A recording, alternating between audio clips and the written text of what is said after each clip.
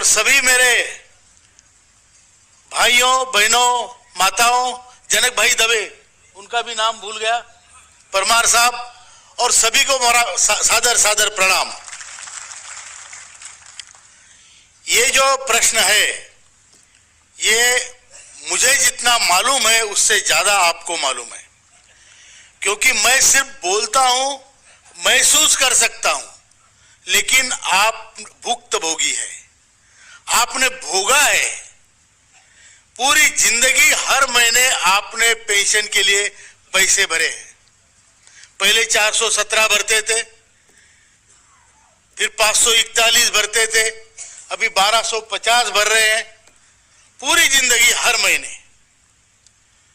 क्योंकि आपको 60 साल की उम्र के बाद ये अपेक्षा थी, ये वादा था कि आपको पेंशन मिलेगी और रिटायरमेंट के बाद मरने तक की आपकी जिंदगी एक डिग्निफाइड, इज्जत की जिंदगी हम जिएंगे और इज्जत की मौत हम मरेंगे। जो हमारे संविधान ने भी हमें अधिकार दिया है कि हर नागरिक इज्जत की जिंदगी जी सकता है, life with dignity and death with dignity. इसके लिए आपने पैसे भरे हैं। अब पैसे भरने के बाद अगर वैल्यूएशन के हिसाब से देखें तो एक आदमी की पूरी सर्विस में वो कम से कम 20 लाख रुपए सरकार के पास उसका जमा है,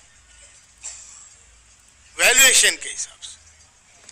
और ये 20 लाख के एवज में वो 20 लाख कभी वापस नहीं मिलेगा। वो जो हमारा असल था डूब गया, बराबर है कि झूठ है? और जो मिलेगा ब्याज के रूप में 20 लाख का कम से कम 15,000 मिलना चाहिए कि नहीं मिलना चाहिए? हमको मिलता है 1,000 रुपया। गवर्नमेंट बोलती है हमने 1,000 रुपया किया।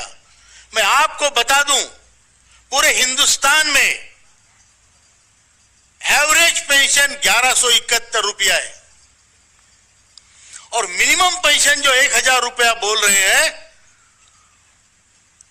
1,000 से कम पेंशन पाने वाले की संख्या 36,60,000 है।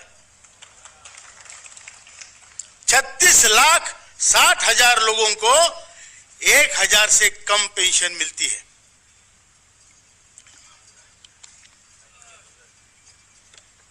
एक 1,000 से कम पेंशन में 700-800 रुपए में एक बूढ़ा एक बूढ़ी, उसको आप बोल रहे हो जाओ जियो, जी लो अपनी जिंदगी। हमने आपको 800 रुपए दिया है, बराबर है कि झूठ है? इसका परिणाम क्या होता है? परिणाम क्या होता है?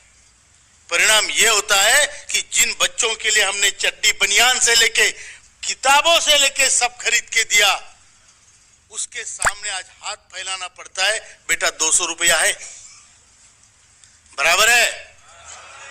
मान्य है क्या? 200 रुपए के लिए अपने बेटे के सामने हाथ फैलाना पड़ता है। वो देता है एक बार, 2 बार, तीसरी बार उसकी बीवी उसको बुला लेती है,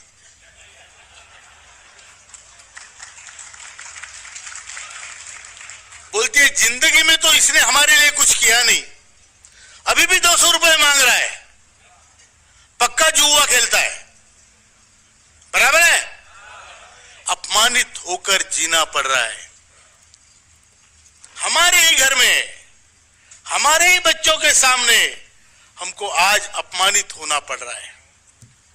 और जो हमारा स्वाभिमान था, लोग हमें नमस्कार करते थे, सलाम करते थे, राम राम करते थे, आज हमारी उस गली मोहल्ले में, हमारे घर में कीमत बिल्कुल नष्ट हो गई है। हमारी परिस्थिति उस झाड़ू जैसी हुई है जिसने पूरा घर तो झाड़ लिया, बाद में दरवाजे के पीछे उसको रख दिया, बराबर है? वो पोतरे जैसी हुई है, पूरा पोतरा कर लिया, घर को साफ कर लिया, बाद में 4 पानी से निचोड़ के सुखा दिया। और कोई दूसरा मेहमान आता है, बोलता है ये पोतरा यहां ठीक नहीं लगता है, इसको वृद्धाश्रम में भेजो, बराबर है क्या? ये हमारी हालत हमारे देश की इस व्यवस्था ने की है। इंपॉर्टेंट नहीं है किसकी गवर्नमेंट है,